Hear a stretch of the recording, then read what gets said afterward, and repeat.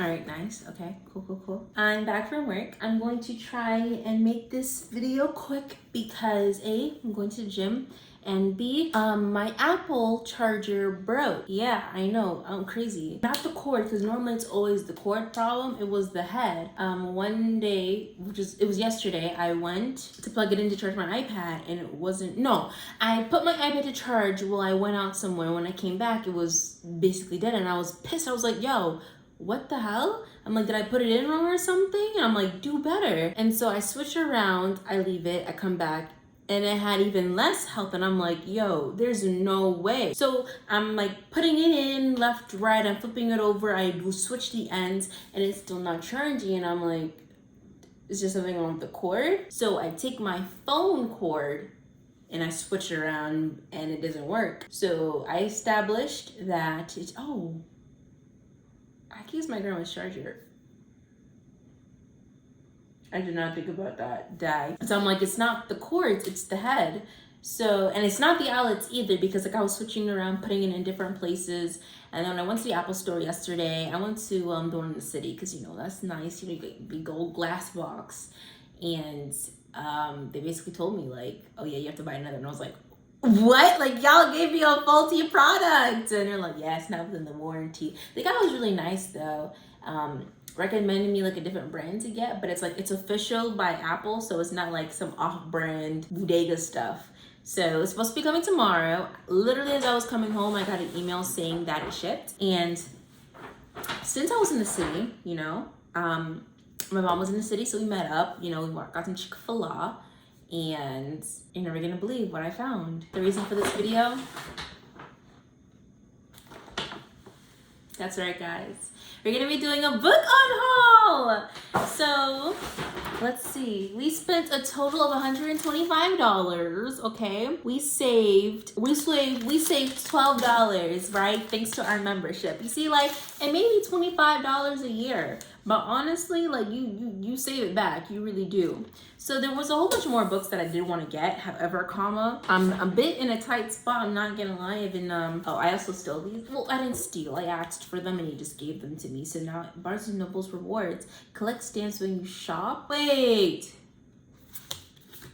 how do I do that? Wait, I spent $125. Wait,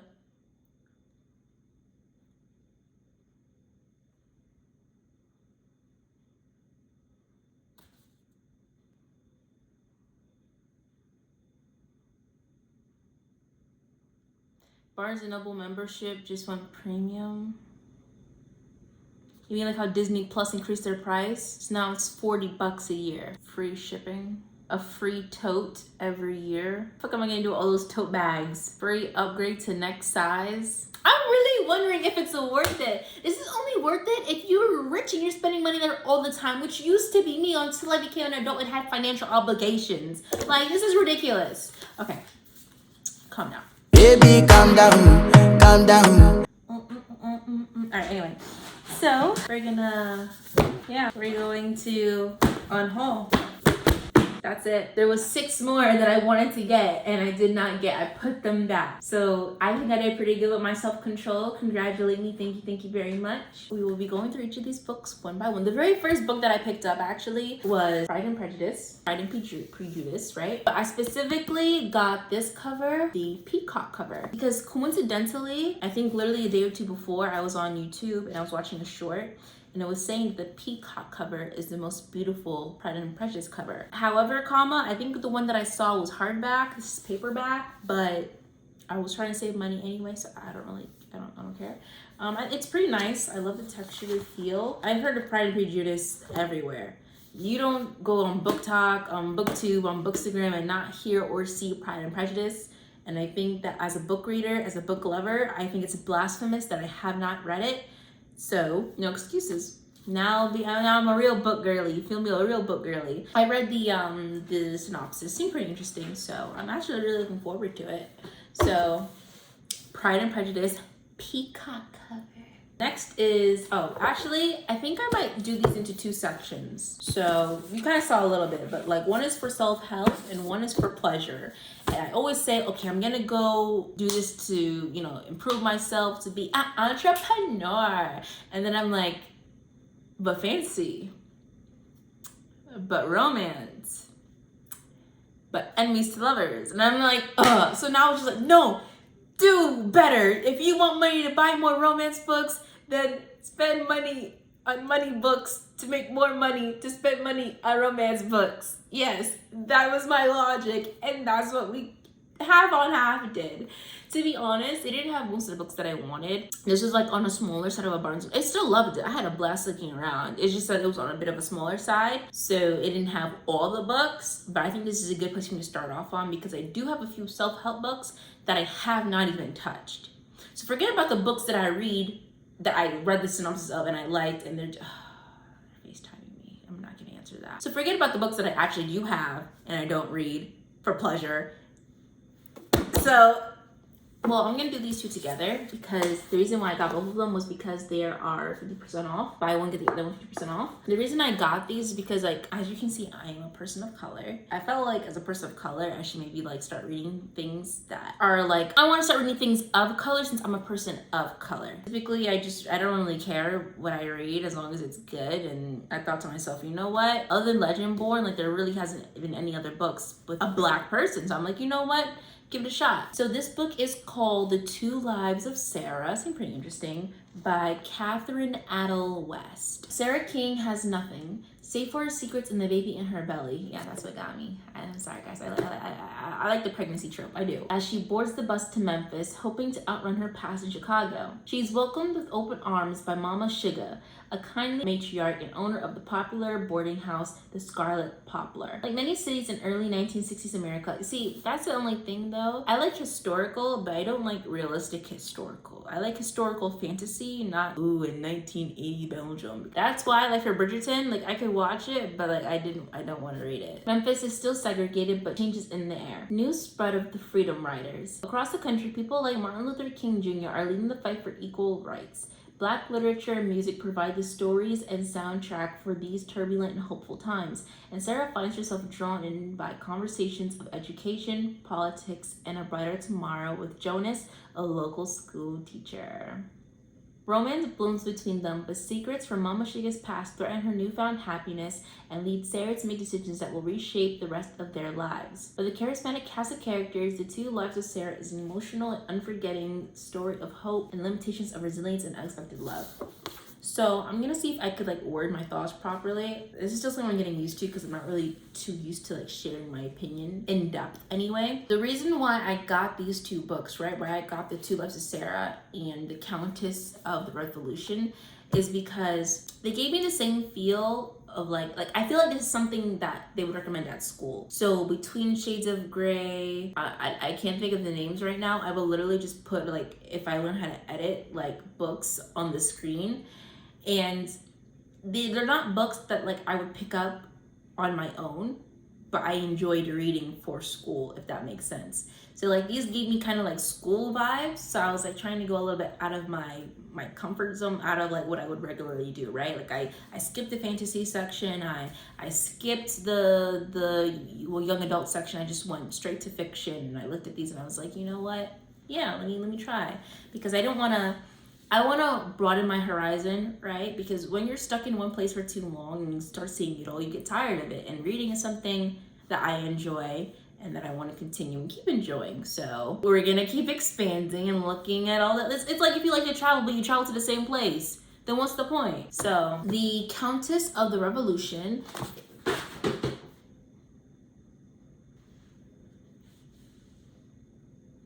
I can't see her name, it's covered. Korchik? I'm gonna do a thing where I Google and hear the pronunciation. Korchik. But I like the synopsis. Russia 1917. And another reason why I got this was because it also kind of reminded me of Between Shades of Grey. Petrograd is on the eve of revolution for Countess Sofia Orlova, The city of her childhood, the one home she has ever known, has become her deadly enemy. The mob are ready to get rid of anyone connected to the old regime, including Sophia. When rebels threaten to shoot Sophia and her husband, they are saved by Nikolai, a fervent supporter of the revolution. Determined to help Nikolai's cause, Sophia sets up a hospital wing in the house, nursing injured victims by his side. Her kindness has captured Nikolai's heart, but they're... Oh, okay. I read it wrong in the store. I thought it was like Nikolai captured her heart and that like they were in love or something, like had affections. And I'm like, wait, but don't she have a husband? So I was like, ooh, drama. But he loves her. Okay. But wait, I'm not tripping. It says, but their burgeoning romance is forbidden. With battle lines drawn between new and the old, both their lives are in danger. Oh shoot. So no, they are falling for each other.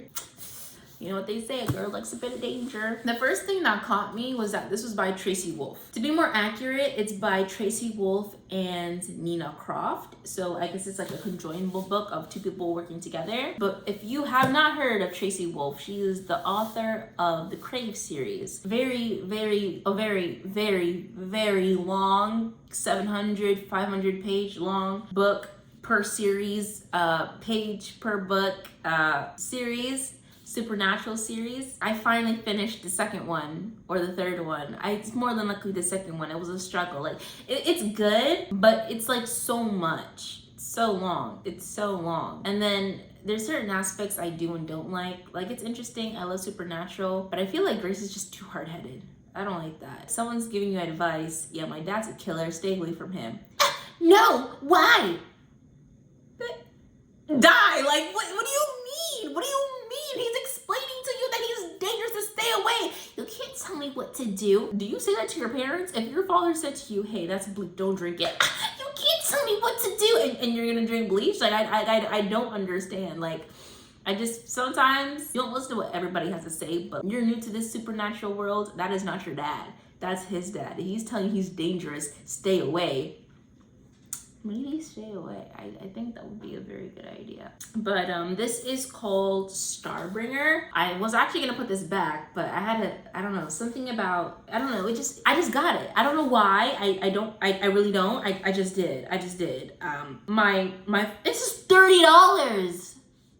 This book was $30. What the fuck? I did not realize that. Listen, when you're buying something, don't ask how much. Just ask, where do I pay? You don't say how much, you say, is cash or card easier for you, okay? I mean, it looks pretty nice. Oh.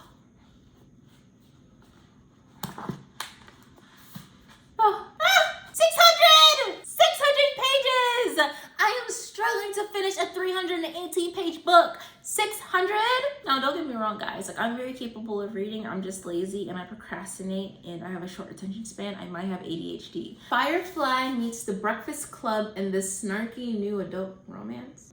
What? What do you call that game? That zombie game where they kill Joel and he killed all those fireflies? The sun is dying and it's happening way too damn fast. With the clock ticking, the 9 planets' only hope of surviving rests on the fancy space station and the alien artifact it's carrying, which is why it really sucks when some jackass doesn't want the universe saved and blows the station up while we're still on it. So if your only choice are flaming death or stealing a flying hunk of space junk, you pick that busted ass spaceship, even if it leaves 7 strangers with deadly secrets trapped together. A princess, a prisoner, a con artist, a warrior, a priestess, a mercenary, and the asshole in charge of us all. Now every faction in the galaxy is hunting this ship, from the sisterhood to the corporation, and the rebellion's joining in on the fun too. You just need to stop drinking, fighting, and screwing long enough to evade them all and save the freaking universe somehow. Because apparently the only thing standing between a dying sun and ultimate salvation is 7 unlikely misfits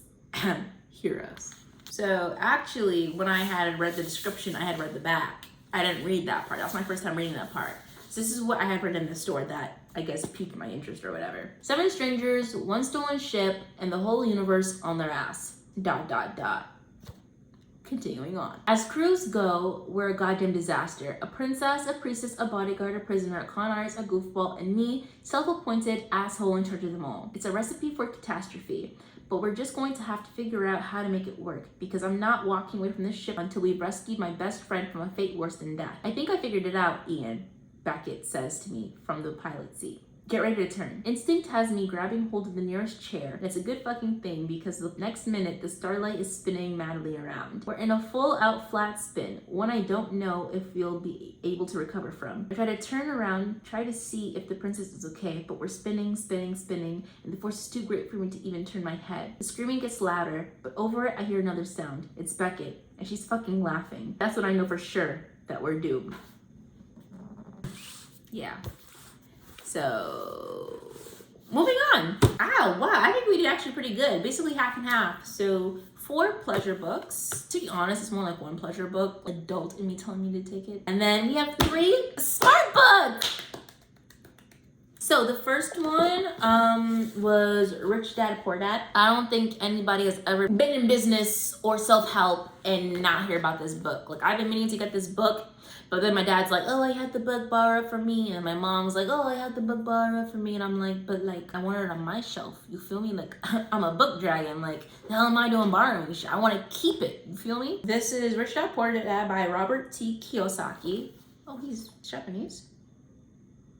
Celebrating 25 years as the #1 personal finance book of all time. Yeah. So I didn't even read anything about this. I just got it. But every time I always hear, wow, it's a really good book, you should get it. And so I did. The next one, I'm gonna stick to this one, is The Psychology of Money. I think this is gonna be a great asset to me because, as you can see, I have no control. I literally just bought a trumpet. I plan on buying a piano. I travel despite whatever my expense. I mean, I don't want to make you coming off as broke, but like sometimes, like I be working, just be paying off these trips, man. And like I mean, I'm young, you know. It's not like I'm an adult, and it's not like I'm being irresponsible. Like, I'm not gonna be on the streets, but it's like I also have to think about the future. Like, I also have to save and put towards what could possibly potentially happen. You know, like I don't know. I get money and I spend, and it's weird because I'm not an expensive person. I don't be spending it on clothes, on hair, on nails.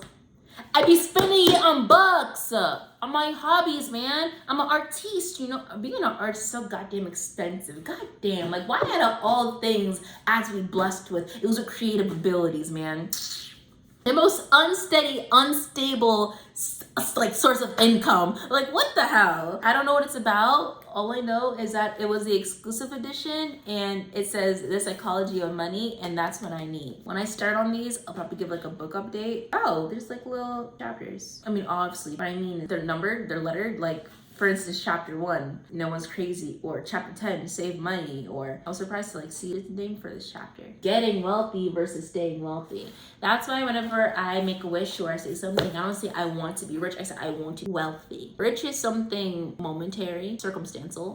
Wealth is permanent. Wealth is stable. I don't want to be rich, I want to be wealthy. So then I got this next book, Financial Freedom, because I want financial freedom. I want to have enough money where I can buy what I want, when I want, without having to worry about what comes next, without having to worry about how am I going to pay this or do that.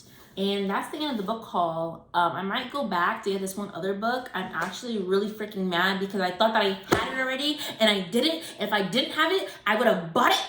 If I knew I did not have that book, I would have bought it on the spot. Changed that 126 to 120 to 140. I don't know. I can't do math. I don't know how much that book cost, but it was pink. What's up, step bro? That's some no shit, man. Like, I might put a picture here. This book, I might put it here. This book.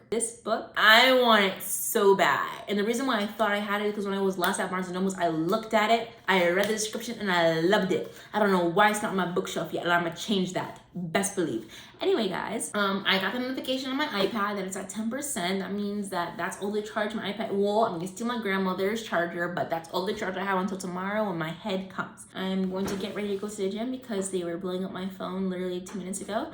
And I will see you guys in the next video. Whenever I edit it. As of today, I've edited and posted 0 videos. So we'll see how things go. Anyway, bye.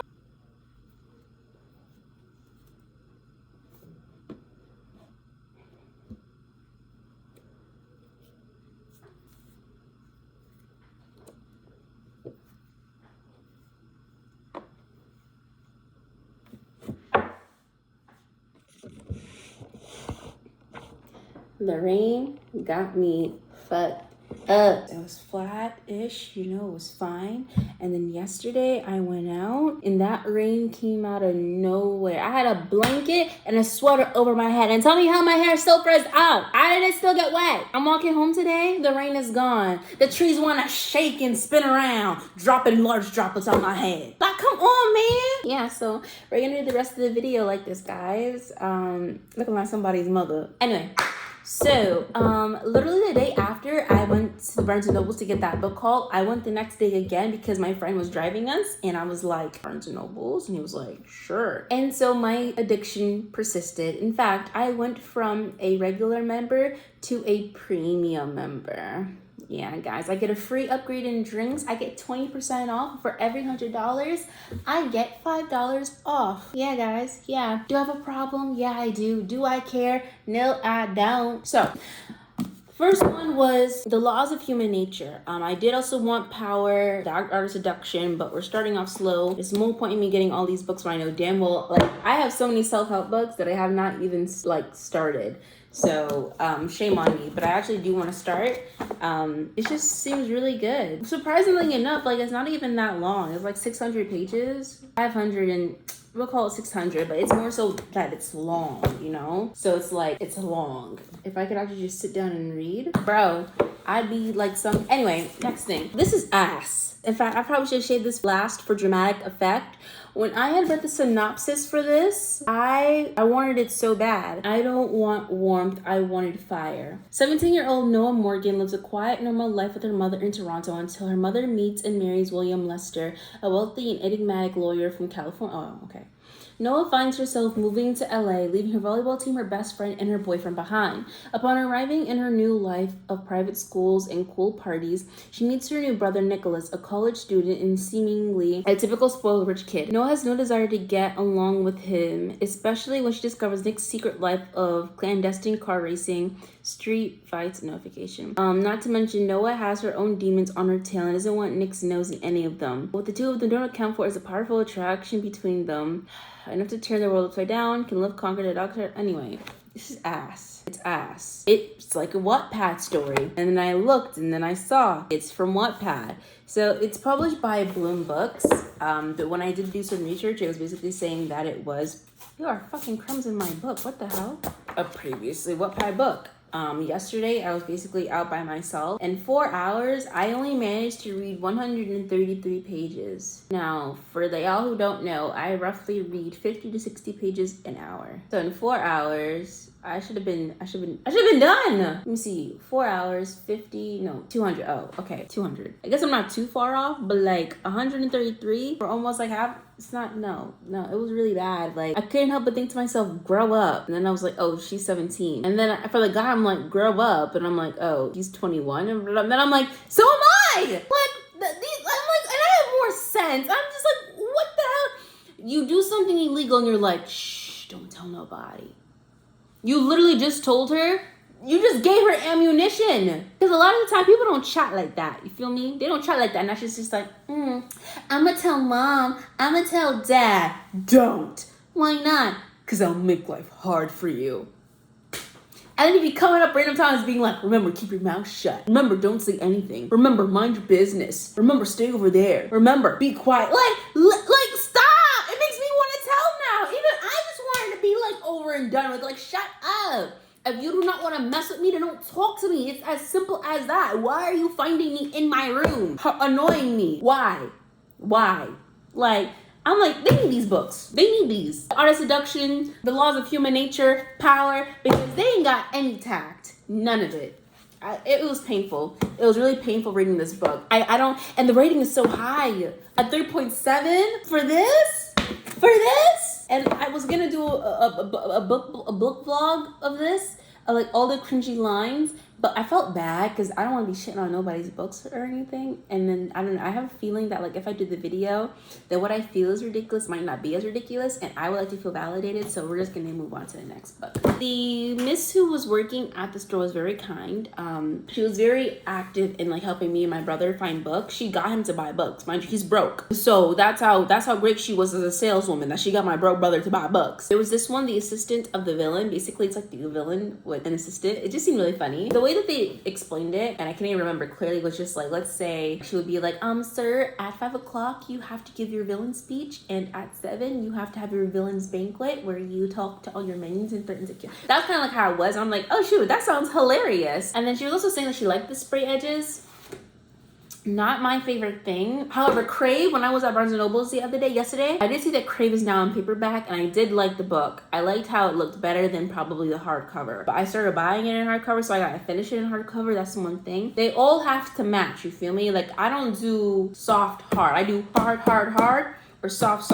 So for the Final Gambit, for the Inheritance Scheme, I literally waited until each of them came out in paperback to buy them. So I waited for the Hawthorne Legacy, and then I waited for the Final Gambit, and now I'm also waiting for the Hawthorne Brothers, Assistant to the Villain. Assistant wanted. Notorious high-ranking villain seeks loyal, level-headed assistant for unspeculated office duties, supporting staff for reigns of mayhem and terror, and other dark things in general. Discretion a must. Excellent benefits. Like world domination, I'll give you 10% of the world. With ailing family to support, Evie Sage, sorry, I saw something red on it. I think some of the paint might have like gone. Hold on. I'm not tripping, guys. It's right here. Wait, yeah, there we go. Employment size isn't just important, it's vital. So when a mishap with Renadon's most infamous villain results in a job offer, naturally she says yes. No job is perfect, of course, but even less so when you develop a teeny crush on your terrifying, temperamental, and undeniably hot boss. Don't find evil so attractive, Evie. But just when she's getting used to severed heads suspended from the ceiling, an odd squishing of an errant eyeball beneath her heel, Evie suspects this dungeon has a huge rat, and not just the literal kind, because something rotten is growing in the kingdom of Renadon, and someone wants to take the villain and his entire— Wait! This seems really interesting! Now Evie must not only resist drooling over her boss, but also figure out exactly who is sabotaging his work and ensure he makes him pay. After all, a good job is hard to find. Wow! I like this. I hope they end up together. I like this. I really like this. And then the last one was Magician's Daughter. I just wanted something with the sticker so I could get the other one 50% off. It really didn't matter. It looked pretty. It piqued my interest a bit. I don't know. A young woman is caught between two worlds, an H.D. Perry spellbinding tale of miracles, magic, and island that might have been. Off the coast of Ireland sits a legendary island hidden by magic. A place of ruins and ancient trees, a sea salt air, and fairy lore. High Brazel is the only home Biddy has ever known. Washed up on its shore as a baby, Biddy lives a quiet life with her guardian, the miracle magician Rowan. A life she finds increasingly stifling. One night, Rowan fails to return from his mysterious travels, and to find him, Biddy must venture into the outside world for the first time. But Rowan has powerful enemies, forces who have hoarded the world's magic and have set their sights on the magician's many secrets. Biddy may be the key to stopping them, yet the closer she gets to answers, the more she questions herself. She questions everything she believes about. Believes about Rowan, her past, and nature of magic itself. Seemed pretty interesting, so I was like, alright, cool, but I'll get it. Yeah, so I also returned Starlight, Starbringer, that crap. That shit was $30. Yeah, I paid for half of these books with that return money, okay? Alright? It was going back. And the reviews were not good. Maybe if it was worth it, I'd go for it. But those reviews said it wasn't worth it, so I didn't go for it. I sent it back to the store, okay? So that ends my shopping vlog. And, I'll see you when I actually edit the video.